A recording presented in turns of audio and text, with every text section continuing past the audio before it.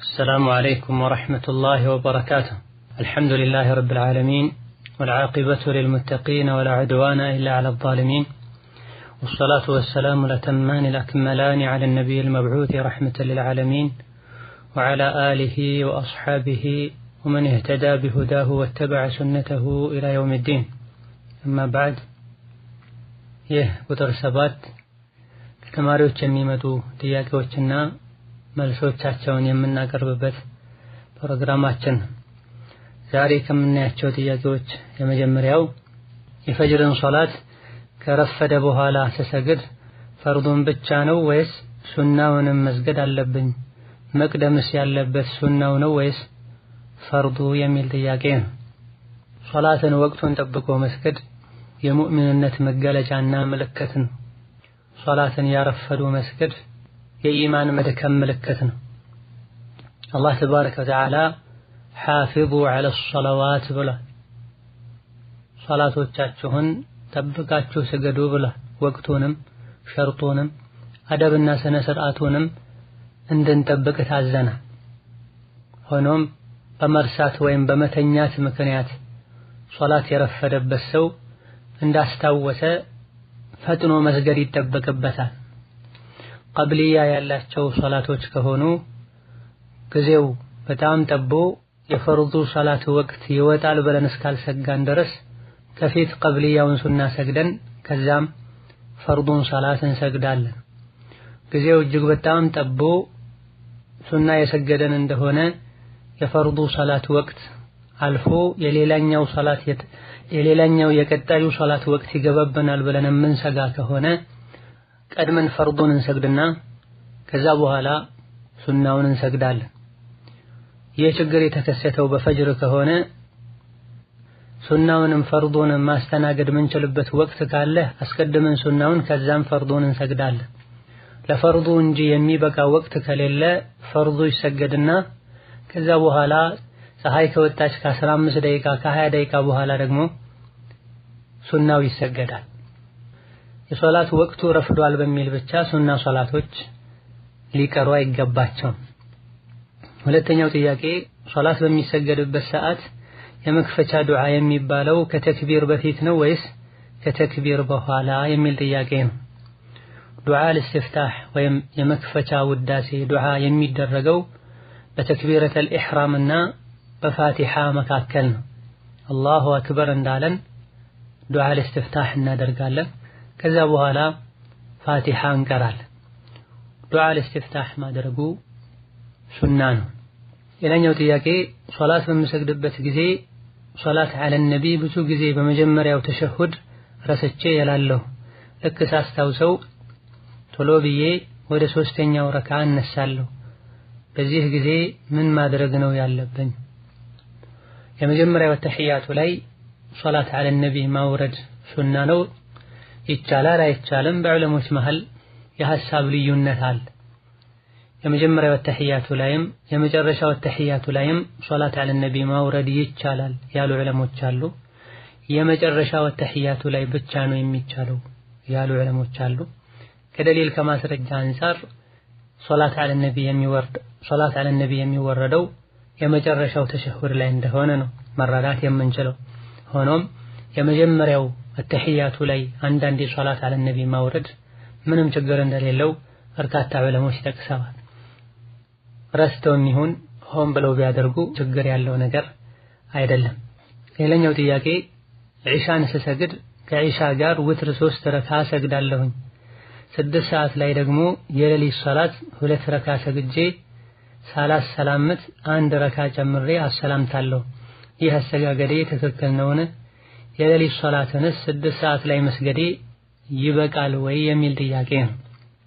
ነቢያችን አለይሂ ሰላቱ ወሰላም በአንድ ሌሊት 2 ዊትር የለም ብለዋል። ዊትር ብሎ ማለት መጨረሻ ላይ የሚሰገድ ነጠላ ቁጥር ማለት ነው። 2 ሰግደን አሰላምተን 1 ለብቻው ተነስተን ብንደግምም ዊትር ይባላል። ጥያቄው መጨረሻ አካባቢ ላይ እንደተጠቀሰው 2 ረካ ሰግዶ ከዛ ወደ 3 ተነስቶ መጨረሻ ላይ ማሰላመትም ዊትር ይባላል። እዚህ ጥያቄ ላይ የተነሳው አሰጋገድ በአንድ ሌሊት 2 ዊትር የለም ከሚለው ሐዲስ ጋር ይጋጫል። ሶላተል ለይልን ወደ ሌሊቱ መጨረሻ ዘግይቶ መስገድ በላጭ ነው። ይሄ የሚሆነው ኋላ ላይ እነሳለሁ ብሎ ተስፋ ለሚያደርግ ሰው ነው።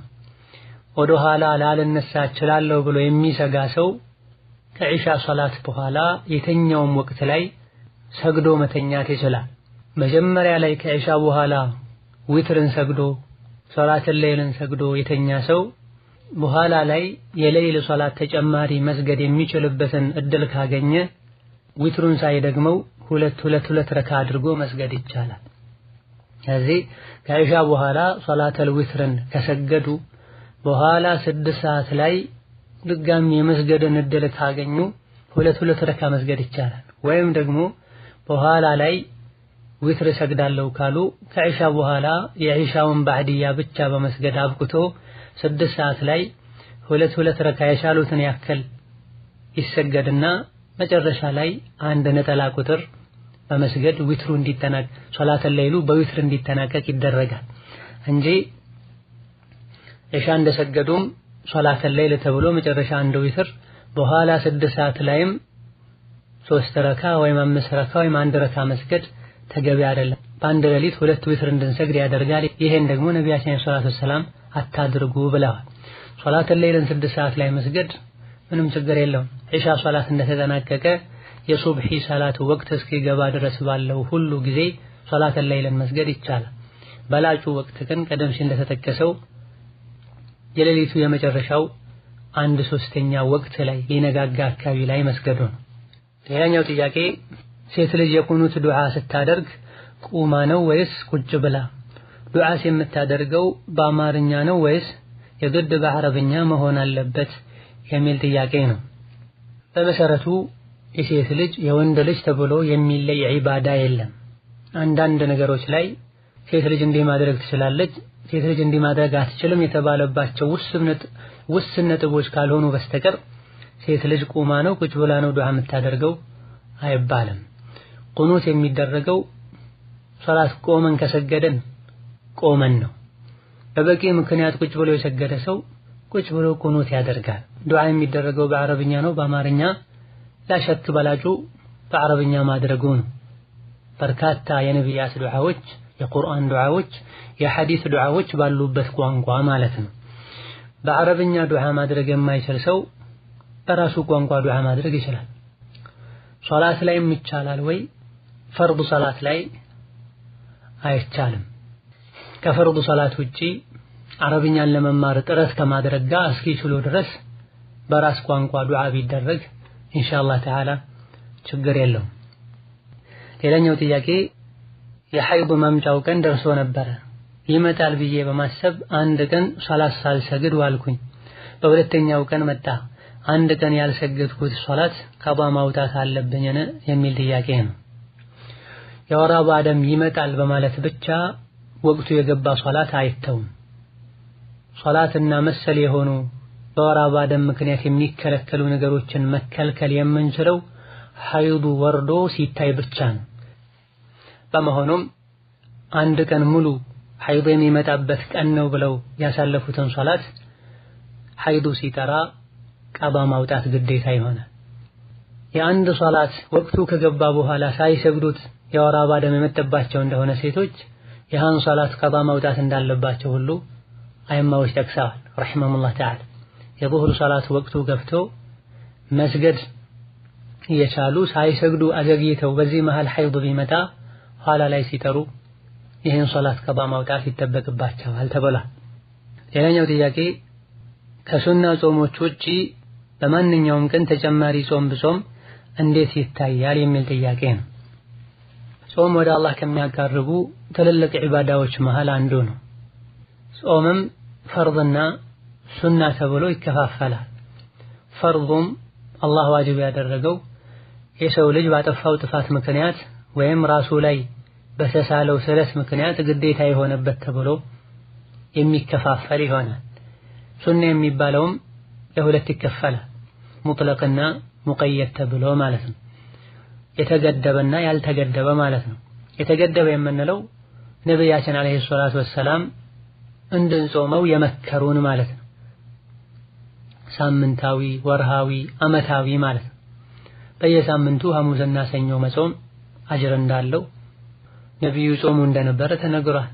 በየወሩ 3 ቀን ነብዩ ጾሙ እንደነበረ መጾም አጅር እንዳለው ነግረውናል። በየአመቱ አሹራን፣ የውም ዓረፋን፣ ሸዋልን እንድንጾም መክረውናል። እነዚህ የተገደቡ ልዩ አጅር እንዳላቸው የተነገረላቸው ጾሞች ሲሆኑ ሱና ጾም ውስጥ የሚካተት ሌላም የጾም አይነት አለ። ይኸውም ሙቀየድ ያልሆነ ሙጥለቅ ጾም ማለት ነው። ልቅ የሆነ የሱና ጾም ማለት ነው። ከአመቱ ቀናቶች ውስጥ የፈለግነው ቀን ላይ ሱና ጾም ዝም ብለን መጾም እንችላለን። ቅድም ከተጠቀሱ ሐሙስ፣ ሰኞ፣ ሸዋል አያመል ቢድ ከተባሉት ውጪ ማለት ነው። አላሁመ ኢላ በአመት ውስጥ የፈለግነውን ቀን መርጠን መጾም ይቻላል ከማለታችንም ጋር በሸሪዓው መጾም አይቻልም ተብሎ የተነገረላቸው ቀኖችን ግን ከመጾም ልንታቀብ ይገባናል። ሁለቱን ዒዶች መጾም አይቻልም፣ የዓረፋ ዒድና የጾም ፍቺን ዒድ። እንደዚሁ ከዓረፋ ዒድ ቀጥሎ በተከታታይ ያሉ 3 ቀኖችን አያመት ተሽሪቅን መጾም አይቻልም። ወሀከዛ የውመል ጁሙዓን ለብቻው ነጥሎ መጾም ተከልክሏል። ከዚህ ውጪ ያሉ ቀኖችን ለቀኑ ራሱን የቻለ ክብር አለው ብለን ሳናምንበት በየትኛውም ቀን ወደ አላህ ለመቃረብ ብለን ሱና ጾምን መጾም እንችላለን። ሌላኛው ጥያቄ የገንዘብ ዘካ አወጣጥ እንዴት እንደሆነ ቢያብራሩልኝ። ከ1000 ብር ወይም ሪያል ስንት ብር ነው የሚወጣው የሚል ጥያቄ ነው። ዘካ ማውጣት ከእስልምና ማዕዘናት መሃል አንዱ ነው። አቅም ያለው ዘካ ወጅቦበት ሳለ የምን ዘካ ነው ብሎ ዘካን ከመስጠት ወደ ኋላ ያለና ያስተባበለ ሰው ይከፍራል፣ ከእስልምና ይወጣል። ግዴታነቱን ከማመን ጋር ወደ ኋላ ያለ ሰው የሙስሊሞች መሪ ሊቀጣው ከገንዘቡ አስገድዶ ዘካ ሊያወጣበት ይገባዋል። ዘካ ማውጣት ወንጀልን ያራግፋል፣ ገንዘብን ያጠራል፣ በረካም ያደርገዋል። ነፍስያችንንም የገንዘብ አምላኪ ከመሆን ያድናታል። ዘካ የሚወጣባቸው የተለያዩ አይነት ንብረቶች ናቸው። በጥቅሉ 4 አይነት ንብረቶች ሲሆኑ ከዚህ አንዱ ጥሬ ገንዘብ ነው፣ ወርቅና ብር ነው። በመሰረቱ ብር ላይ ዘካ የሚወጅበው ሸርጦች ሲሟሉ ነው። አንደኛው ብሩ ኒሳብ ሲደርስ ነው፣ መጠኑ ዘካ የሚወጅብበት ደረጃ ሲደርስ ማለት ነው። ብር ላይ ዘካ የሚወጅብበት ምን ያክል ሲደርስ ነው የሚለውን በተመለከተ 595 ግራም የጌጡን የማዕድኑን ብር መግዛት የሚችል ሲሆን ነው። ይሄም እንደ አካባቢው እንደ ጊዜው ሊለያይ ይችላል። በየጊዜው ወደ ወርቅና ብር ገበያ ጎራ በማለት ወይም ደውሎ በመጠየቅ የ595 ግራም ብር ዋጋው ስንት እንደሆነ በመጠየቅ እኛ ጋር ያለው ብር 595 ግራም የጌጡን የማዕድኑን ብር መግዛት የሚችል ሲሆን ዘካ ማውጣት ይወጅባል። ይሄም ማለት በሪያል እንደ ሁኔታው እንደ ዘመኑ እንደ ወርቅና ብር ዋጋ በየጊዜው የሚለያይ ከመሆኑ ጋር አብዛኛውን ጊዜ ከ1300 እና ከ1250 ሪያል አካባቢ ይጀምራል። ያኒ 1300 1250 ምናምን ሪያል ያለው ሰው ዘካ ማውጣት የሚወጅብበትን ያክል ገንዘብ እጁ ላይ ይዟል ማለት ነው። አንደኛው ሸርጥ ገንዘቡ እዚህ መጠን የደረሰ መሆኑ ሲሆን፣ ሌላኛው ሸርጥ ይህ ገንዘብ አመት ሙሉ እጃችን ላይ መቀመጥ አለበት። እንደዚሁ ደግሞ ይህ ገንዘብ ሙሉ በሙሉ የኛ የግላችን የራሳችን መሆን አለበት። እነዚህና መሰል የሆኑ ሸርጦች ከተሟሉ ከእንዲህ አይነቱ ገንዘብ ዘካ ማውጣት ግዴታ ይሆናል። የ1000 ሪያል ዘካው ስንት ነው? በ1000 ሪያል ብቻ ዘካ አይወጅብበትም። ኒሳቡ ዋጅብ የሆነበት ደረጃ አልደረሰም መጠኑ ቢያንስ 1250 1300 አካባቢ ሪያል ሲሆን ነው ብለናል። አንዳንድ የወርቅና ብር ዋጋ ተቀያይሮ በአንድም ሺህ ሊወጅብበት ይችላል። ነገር ግን ባለንበት ወቅት በ1000 ሪያል ዘካ አይወጅብም። ሆኖም ከእያንዳንዱ ሺህ ስንት ነው የሚወጣው ለሚለው ከአንዱ ሺህ ሪያል 25 ሪያል ይወጣበታል፣ ከአንዱ ሺህ ብር 25 ብር ይወጣበታል። ሌላው ከዚህ ተቀራራቢ የሆነ ጥያቄ ዘካን ለድሃ ቤተሰብ መስጠት ይቻላል ወይ የሚል ጥያቄ ነው። ዘካ ለማን እንደሚሰጥ አላህ ነግሮናል። ኢነማ ሰደቃቱ ሊልፉቀራኢ ወልመሳኪን ወልዓሚሊነ ዐለይሃ ብሎ 8 አይነት ዘካ የሚሰጣቸው ሰዎችን አላህ ዘርዝሯል። ከነዚህ አንዱ ምስኪኖች ናቸው፣ ድሃዎች ናቸው። ምስኪን ድሃ ብሎ ማለት ምንም የሌለው ማለት ብቻ አይደለም። የተወሰነ ያለው ነገር ግን የሚያስፈልገው ሙሉ በሙሉ የማያገኝም ጭምር እዚህ ውስጥ ይካተታል። ድሃ ለሆኑ ቤተሰቦች መስጠት ይቻላል ወይ? ለአባት ለእናት ለአያቶችና ለልጆች ዘካ አይሰጥም። ከአባት ከእናትና እንደዚሁ ከአያቶች ከልጆች ውጪ የሆኑ ዘመዶች ያክስትና ያጎት ልጆች ለነሱ ዘካ ይሰጣል። ወንድምና እህትን በተመለከተ ለብቻቸው ራሳቸውን ችለው የሚኖሩ ከሆኑ ባለትዳሮች ከሆኑ አቅም ካነሳቸው ቢሰጣቸው ችግር የለም። ዘካውን በሚያወጣው ሰው ስር የሚኖሩ ኃላፊነታቸው እነሱ ላይ ከሆነ ያለው ሚንከባከባቸው እሱ ከሆነ ሌላ ወጪ የሚሸፍንላቸው ከሱ የቀረባቸው ከሌለና ሲሞት የሚወርሱት ሲሞቱ የሚወርሳቸው ከሆነ ለነሱ ዘካ መስጠት አይቻልም። ከዋናው ገንዘቡ መስጠት ይወጅብበታል።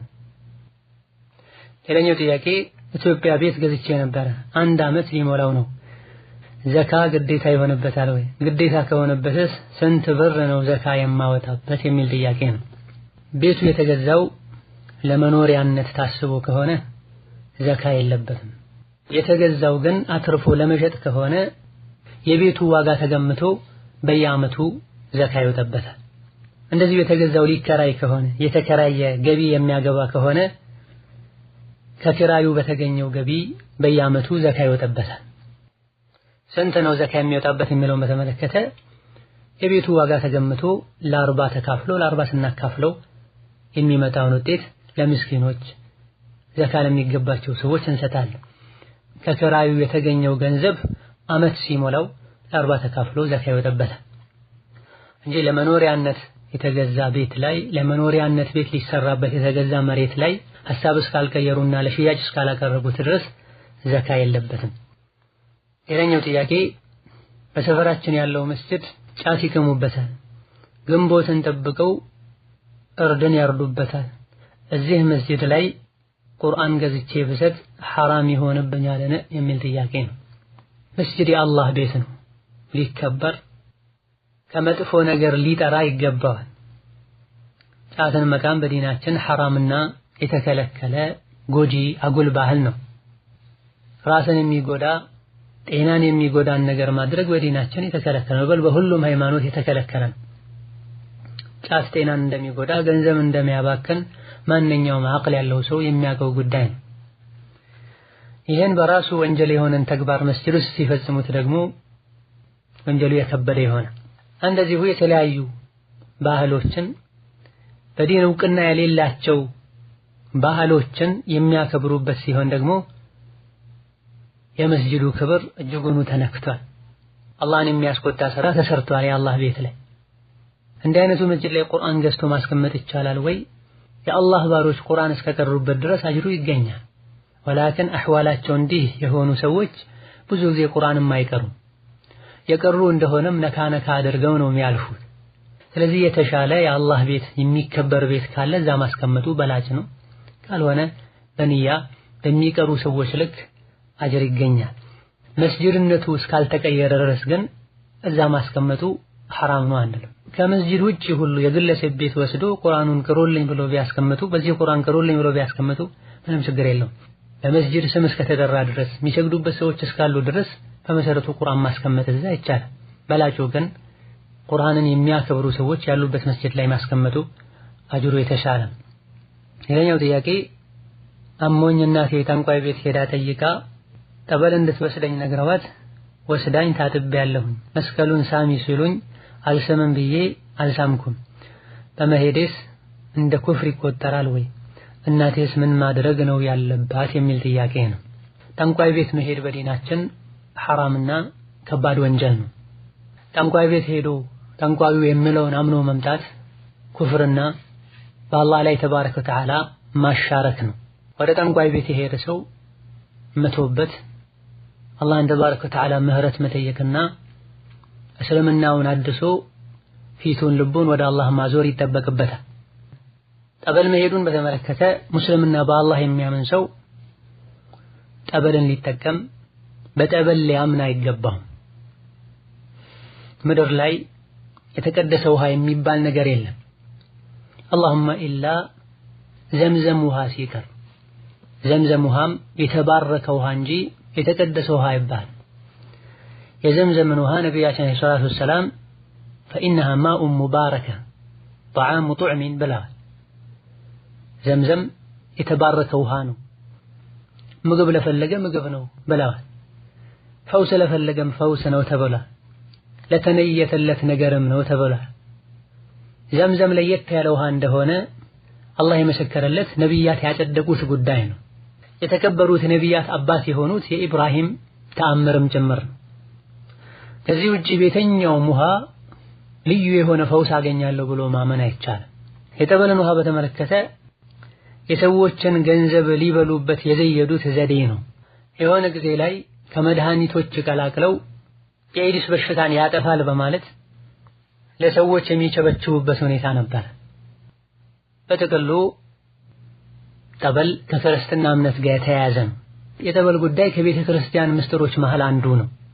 ቄሶች የፈጠሩት ከሃይማኖታቸው መለያና መገለጫ መሃል አንዱ ነው። ሙስሊም የሆነ ሰው ሊያምንበት፣ ሊታጠብበት፣ ጸበል ሲረጭበት ዝም ሊል ሊጠጣው አይገባም። ይህን ያደረገ ሰውም ሊቶበት ዲኑን ሊያከብር ጌታውን ሊፈራ ይገባዋል።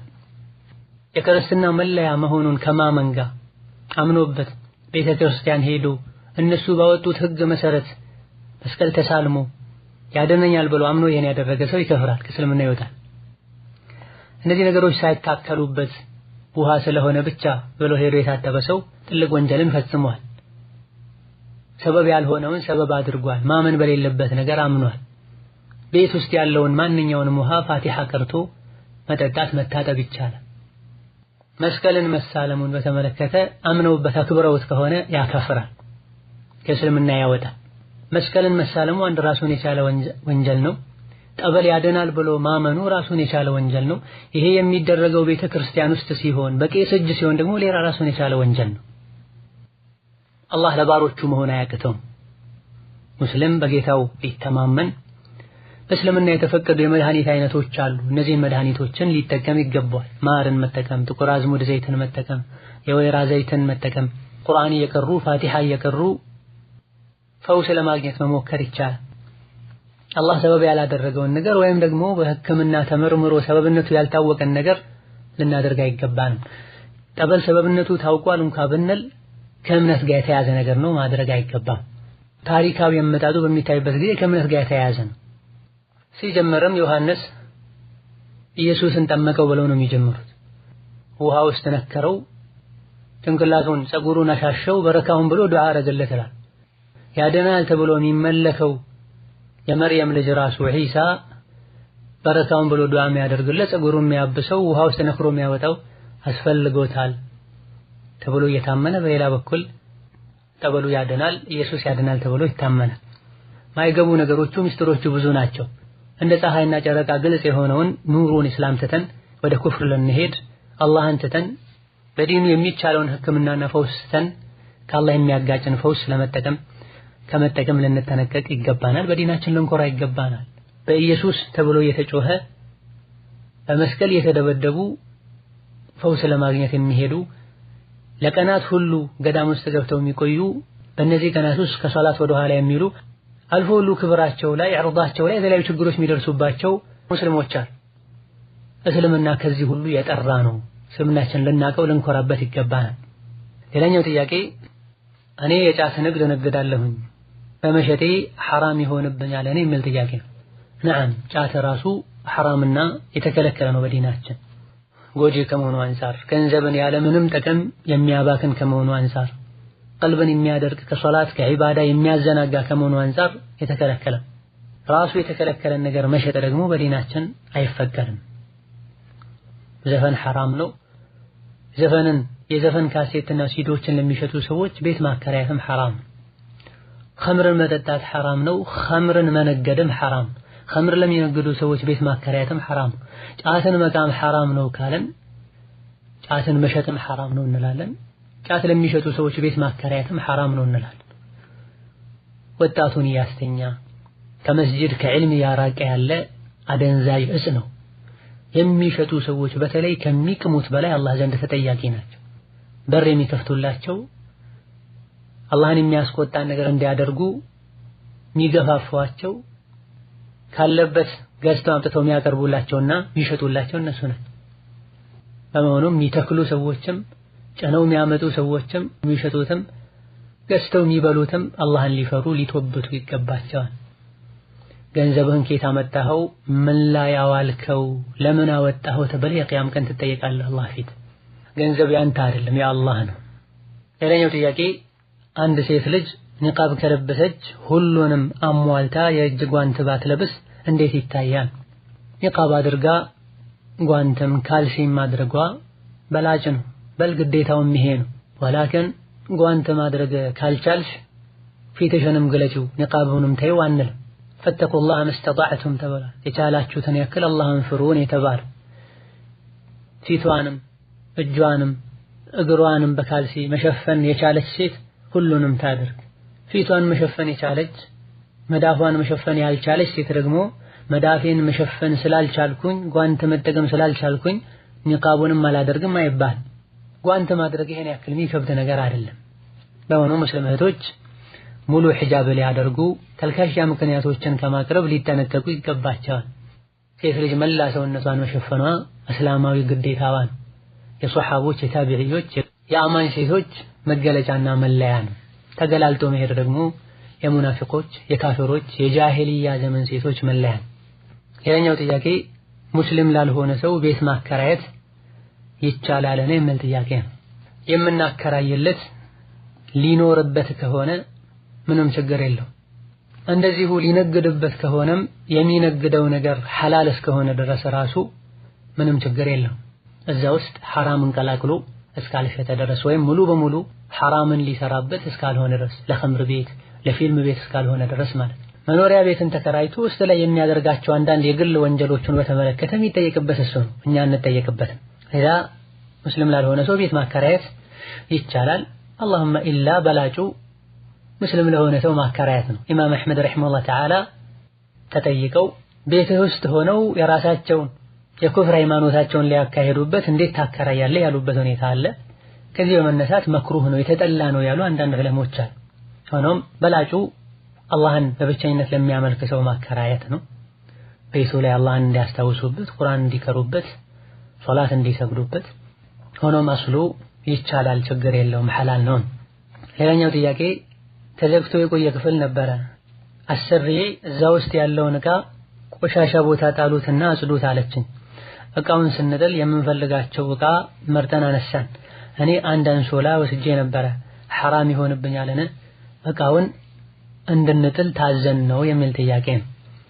ጥያቄው ላይ በተጠቀሰው መሰረት ጣሉት ተብሎ ከሆነ የተጣለን አባቱ ማይፈልገውን ቆሻሻ ገንዳ ላይም ቆሻሻ አካባቢ ላይ የተጣለና ቤተሰቦቹ እንደማይፈልጉት እርግጠኛ የተኮነ ዕቃ አንስቶ መጠቀም ይቻላልና ይሄን ዕቃ አውጥታችሁ ቆሻሻ ላይ ጣሉ ከተባለ ሰራተኞች ለኔ ይጠቅመኛል ያሉትን ወስደው ቢጠቀሙ ምንም ችግር የለም።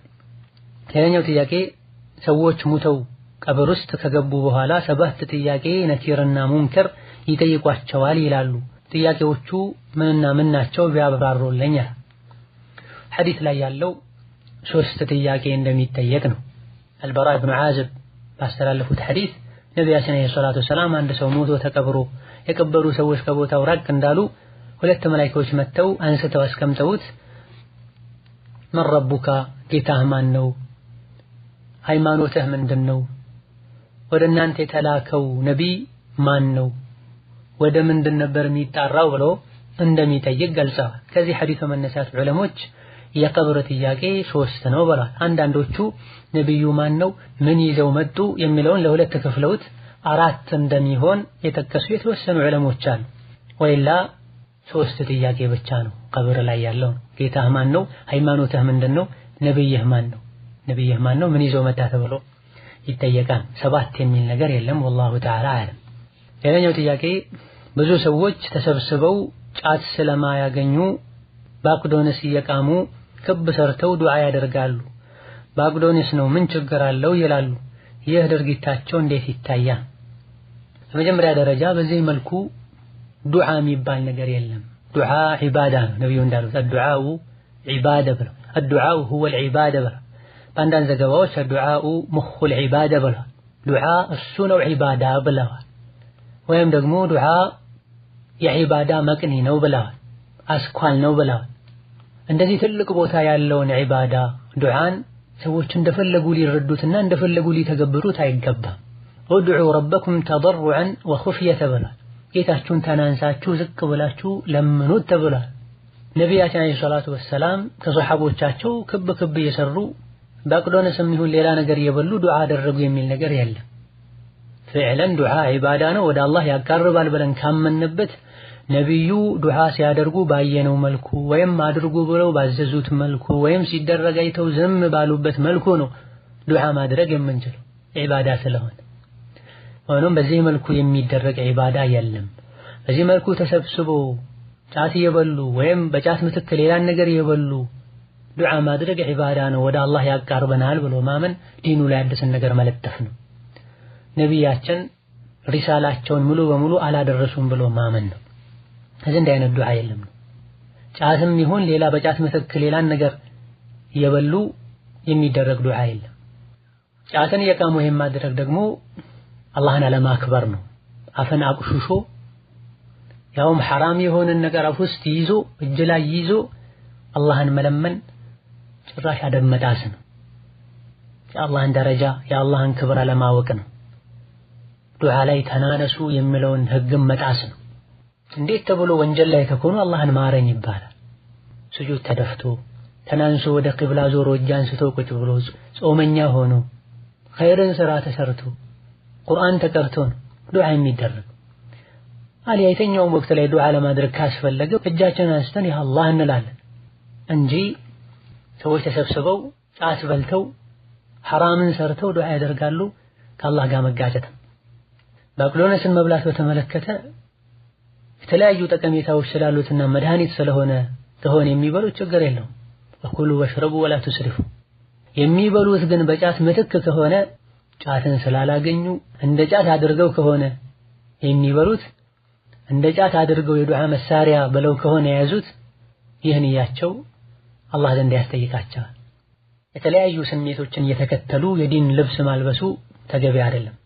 አላዋቂዎችንም ማታለል ነው፣ ዲንንም መጫወቻ ማድረግ ነው። ሌላኛው ጥያቄ ገጠር አካባቢ ቀበል እያሉ ብዙ ሰዎች ሀገር አቋርጠው ይሄዳሉ።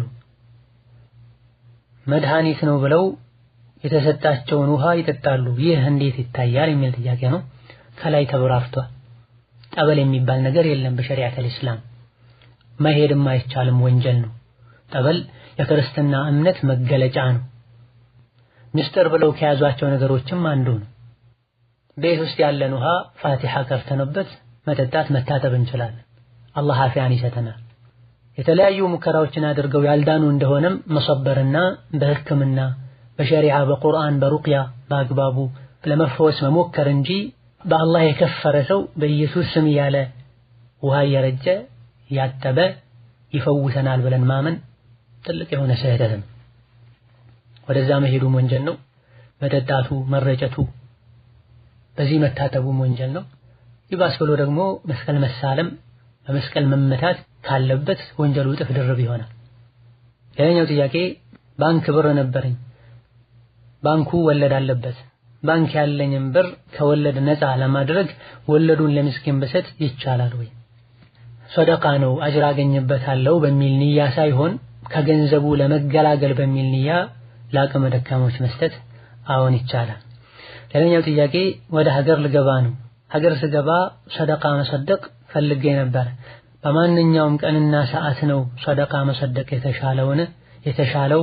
ሰደቃ ከተበላ በኋላ ቁርአን እንቅራ ይላሉ።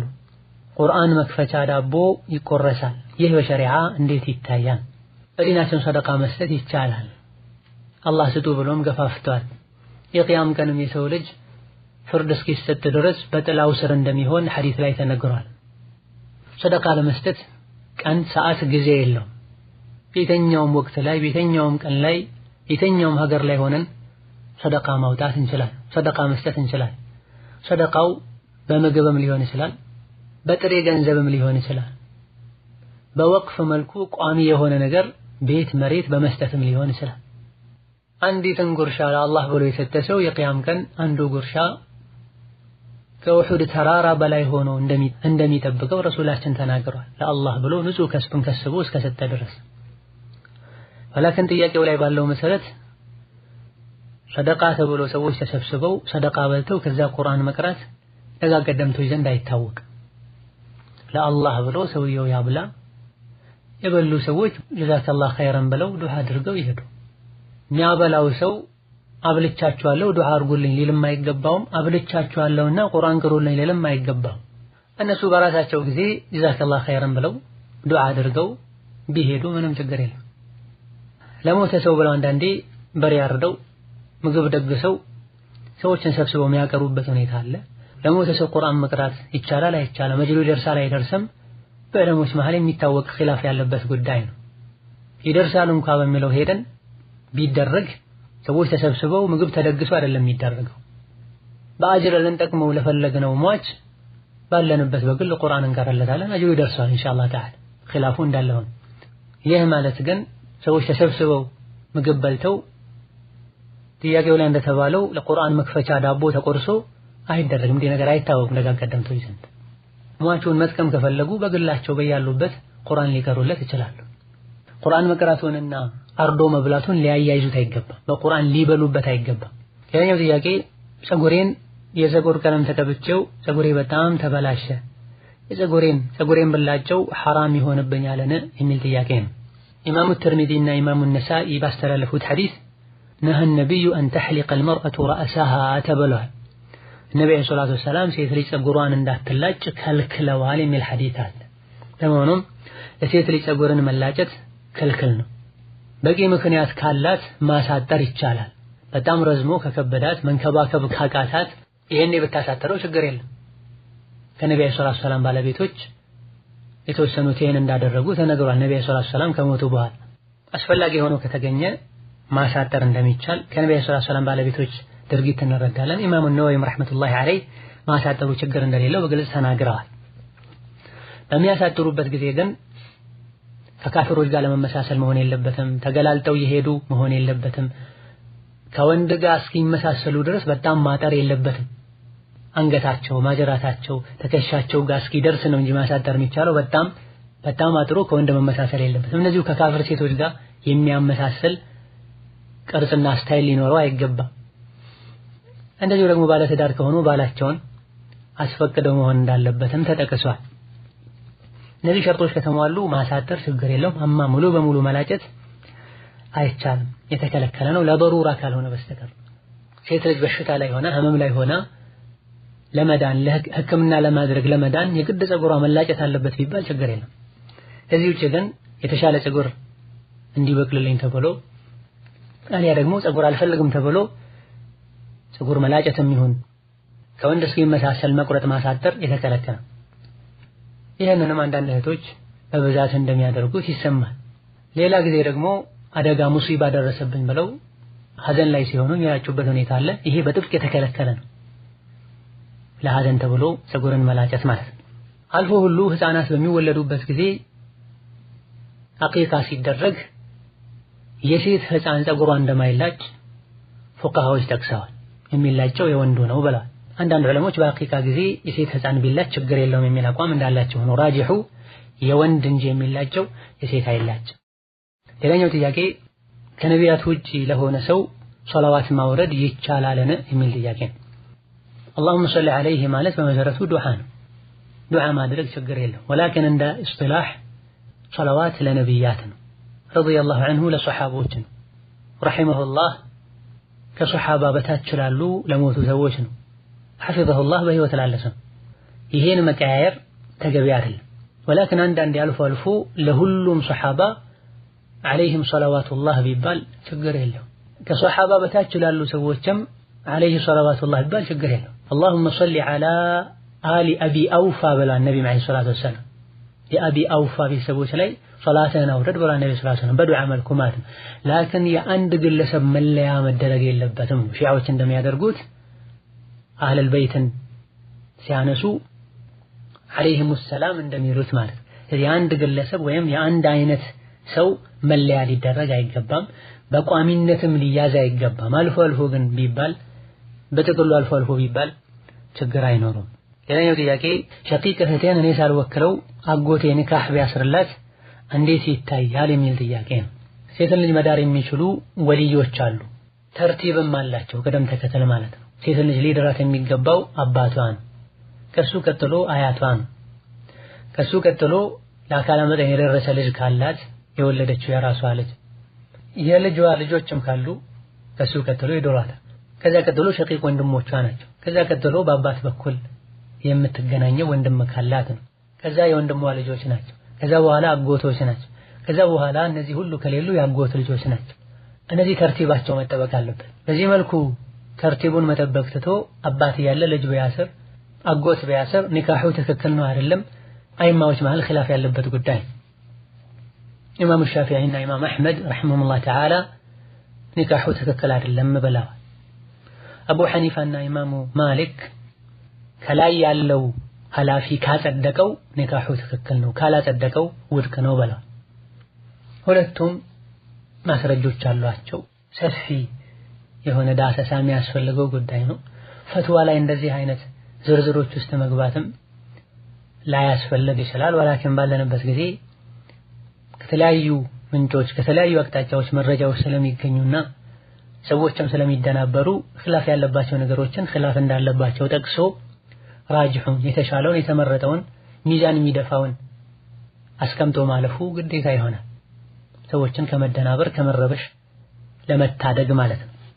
እደን ጉዳዩ ሰፊ ኺላፍ ያለበትና የፍቅህ ክታቦች ላይ በሰፊው የሚታወቅ ነገር ነው። ከነዚህ አስተያየቶች የቱ ነው የሚሻለው? ለጥያቄው መልስ ለመስጠት ያክል ኒካሑ ሳይታሰር ከሆነ ከላይ ያለው ቅድሚያ ሊሰጥ የሚገባው ወልይ ያለ ከታች ያለው ሊያስራ ይገባው። ያኒ አባት ያለ ወንድም ሊያስራ ይገባው፣ ወንድም ያለ አጎት ሊያስራ ይገባው። ከላይ ያለው ያለ በቂ ምክንያት እምቢ እስካላለ ድረስ ከላይ ያለው ያለ በቂ ምክንያት እምቢ ሳይል ወይም ጭራሽ ሳይነግሩት ያሰሩ እንደሆነ እሱ ካጸደቀው ኒካሑ ትክክል ይሆናል። ከተቃወመ ኒካሑ ፋሲድ ይሆናል፣ ውድቅ ይሆናል፣ እንደ አዲስ መታሰር ይኖርበታል። ሌላኛው ጥያቄ ከባለቤቴ ጋር ከተፋታን 3 ወር ሊሞላን 10 ቀን ይቀረናል። ነገር ግን 3 ጊዜ ያወራባ አይቻለሁ። 3ኛው ወር ላይ ሐይድ መጣ። 4ኛው ቀኔ ላይ እያለሁኝ ረጃዕቱ አለ። ይሄ እንዴት ይታያል? ጥያቄው ብዙ ግልጽ አይደለም። ከኒካህ ጋር በተወሰነ መልኩ የተያያዘም ጉዳይ ነው። በግል በቀጥታ ማማከሩ የተሻለ ነው። ሆኖም ጠቀል ያለ መልስ ለማስቀመጥ ሴት ልጅ ባሏ በአንድ ከፈታት ወይም በሁለት ከፈታት ዒዳዋ እስካላለቀ ድረስ ይሄ ማለት 3 ጊዜ የወር አበባ ደሟ መጥቶ የመጨረሻውን ሐይዷን ጨርሳ እስካልታጠበች ድረስ እዚህ መሃል ረጃዕቱ ካለ ሚስቱ ትሆናለች። የፈታት አንደኛውን ወይም ሁለተኛውን እስከሆነ ድረስ እንደዚሁ የመጨረሻው 3ኛውን ሐይድ ጨርሳ አጠናቃ እስካልታጠበች ድረስ ባለው ጊዜ ረጃዕቱ ካለ ሚስቱ ትሆናለች። والله تعالى اعلم። ሌላው ጥያቄ አንዲት ሴት ኒካህ ያላት ከሌላ ብትወልድ ልጁ ለትክክለኛ ባሏ ልጅ ይሆናል ወይ? ይህ የተወለደ ልጅ በውርስም ሆነ ከውርስ ውጭ ባለ ነገር ከቤተሰብ አባል ይመደባልን የሚል ጥያቄ ነው። የዚህን ተመሳሳይ ጥያቄ ባለፈው ሳምንት ፕሮግራም ላይ መጨረሻ አካባቢ ላይ በሰፊው አብራርተናል። ኒካህ ያለው ወንድ ሚስቱ ከሌላ ከወለደች ልጁ የፍራሹ ነው፣ ያኒ የባሏ ነው ማለት ነው። ለዝሙተኛው ድንጋይ ያለው ብለዋል ነብዩ አለይሂ ሰላቱ ወሰላም። ስለዚህ ልጁ የትክክለኛ ባሏ ነው። ለቤተሰብ ያለው ሐቅ በሙሉ ለሌሎች የኔ ልጆች ለሚላቸው ሁሉ ያለው ሐቅ ለዚህ ልጅም አለው። ዝሙተኛው በሸሪዓ ሕግ መሰረት እርምጃ ይወሰድበታል። ይህ በዝሙት ተወለደ ተብሎ የሚጠረጠረው ልጅ የኔ አይደለም ብሎ ሐቁን የሚከለክለው ውርስም ይሁን ሌሎች ነገሮች የሚነፈጉት ሊዓን አድርጎ ራሱን ከልጁ ካጠራን። ሊዓን ማለት ምን ማለት ነው? በመልኩ ነው የሚደረገው። ባለፈው ፕሮግራም ላይ ተብራርቷል። ሸሪዓ ፍርድ ቤት ቃዲ ፊት በመቆም 4 ጊዜ በአላህ ስም በአላህ በመመስከር ባለቤቴ ዝሙት ሰርታለች ወይም ደግሞ ልጁ የኔ አይደለም ይልና 5ኛው ላይ ውሸቴን ከሆነ አላህ ይርገመኝ፣ የአላህ እርግማን እኔ ላይ ይሆን ይላል። ባለቤቱም ተነስታ እሱ ያለው ትክክል አይደለም ብላ 4 በአላህ ከመሰከረች ከማለች በኋላ 5ኛው ላይ ያለው ትክክል አይደለም እውነቱን ከሆነ የአላህ ቁጣ እኔ ላይ ይሆን ትላለች። በዚህ መልኩ ተረጋግመው ከተለያዩ ልጁ የኔ አይደለም ማለት ይችላል። መውረስም አይችልም። በሱ ስም መጠራት አይችልም። ይሄን እስካላደረገ ድረስ ግን ስለተጠረጠሩ ብቻ ወይም ተደርጓል ስለተባለ ብቻ በዚህ መልኩ የተወለደ ልጅ ከአባቱ ሐቁን አይነፈግም። ከትክክለኛ ከእናቱ ባል ማለት ነው ሐቁን አይነፈግም፣ በሱ ስም ይጠራል። እማ እነዚህ ነገሮችን ችሎ አይቡን ደብቆ ማኖር መያዝ ነው፣ ሐቁንም መስጠት ነው። ወይማ ሸሪዓ ፍርድ ቤት ሄዶ የሚጠበቅበትን ማድረግ ነው። ወላሁ ተዓላ አለም። ሌላኛው ጥያቄ እህቴ በኒካህ ሳይሆን በስርያ ነበረ ኒካህ ያደረገችው። ሌላ ባል ማግባት ስትፈልግ 3 ጊዜ ፈትቼሻለሁ አላትና በፈታት በአራተኛ ቀኗ ሐይዷ መጣ። ሁለተኛውን ባል ለማግባት የግድ 3 ጊዜ ሐይድ ማየት አለባት ነው የሚል ጥያቄ ነው። ሲጀምር በዲናችን ስርያ የሚባል ነገር የለም። ባለንበት ጊዜ ሰዎች በሚያራግቡት መልኩ ማለት ነው። ቤተሰቦቿ ሳያውቁ ምስክር ሳይቀመጥ የመጣው ሰው ምንነቱ ሳይጣራ ማንነቱ ማይታወቅን ሰው ፊት ለፊት አስቀምጦ ንካህ አስሬሻለሁ ማለት አልያ ደግሞ ራሴን ላንተ ድሬያለሁ በማለት አብሮ መኖር ዝሙት ላይ መውደቅ ነው፣ ወንጀል ነው፣ የተከለከለ ነው። ነቢያችን ሰለላሁ ዐለይሂ ወሰለም ያለ ወልይና ያለ ምስክር ጋብቻ የለም ብለዋል። ወልይ የሚባለው ደግሞ አባት፣ ቅድም ለተጠቀሰው አያት፣ ወንድም፣ ልጅ፣ አጎት ናቸው። ስርያ በሚል ስም ብዙ ሰው በዝሙት እየተጠቃ ነው። አኺራውን ያበላሸን። አላህን ልንፈራ ልንነቃ ይገባናል። ቀደም ሲል የሚታወቀው ስርያ ሸርጡን ያሟላ ኒካህ ነው። በተወሰነ መልኩ የተወሰኑ ሰዎች እንዳያውቁ ፈልጎ ከተወሰኑ ሰዎች ሊሸሸግ ይችላል። ይሄ ስርያና ባለንበት ጊዜ ሰዎች የሚያራግቡትና ብዙዎች የተጠቁበት ያለው ስርያ ይለያያል።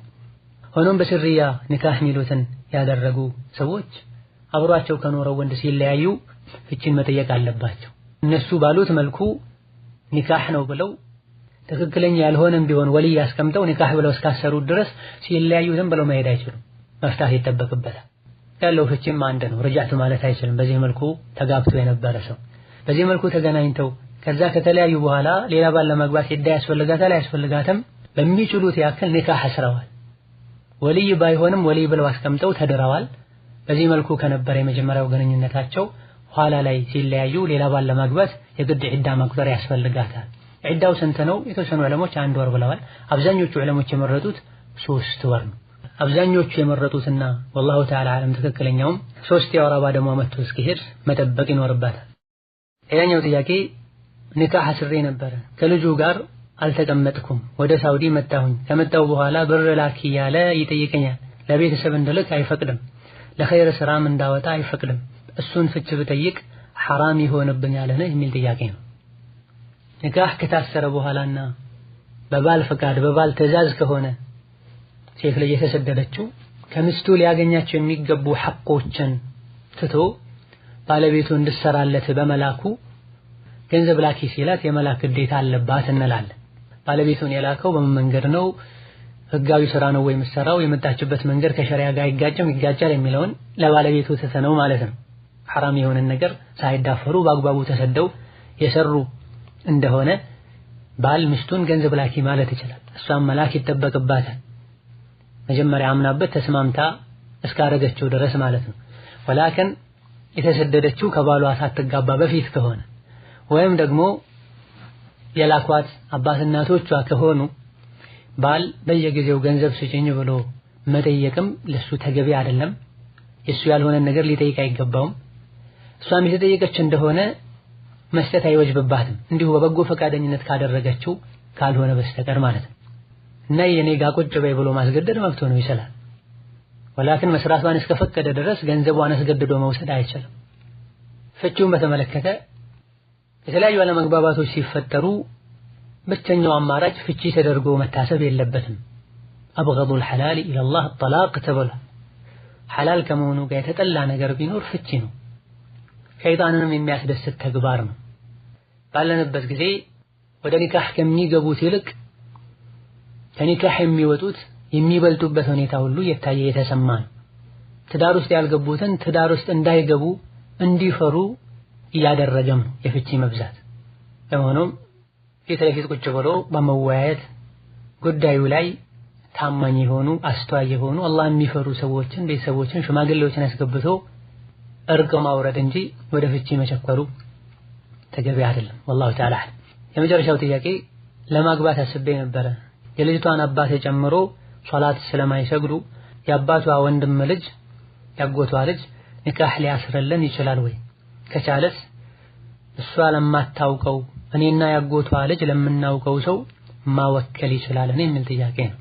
ቀደም ሲል በተብራራው መሰረት ከላይ ያሉ ከሱ ቅድሚያ የሚሰጣቸው ወልየል አምር ኃላፊዎች ከሌሉ ያጎት ልጅ ኒካህ ሊያስር ይችላል፣ ችግር የለውም።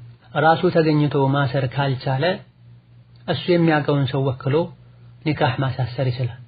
የተወከለውን ሰው መታገባዋ ሴት የግድ ማወቅ አለባት አይባልም። ውክልና የሚሰጠው ሰው ካወቀው አልፎ ጥያቄው ላይ በተነሳው መሰረት የሚያገባው ሰው ካወቀው በተፈለገ ጊዜ የሚገኝ ከሆነ ሶላት የሚሰግድና በማጭበርበር በመዋሸት በመሰል ወንጀሎች ማይጠረጠር ሰው ከሆነ አወክሎት መዳር ይችላል። هذا والله تعالى أعلم والسلام عليكم ورحمة الله وبركاته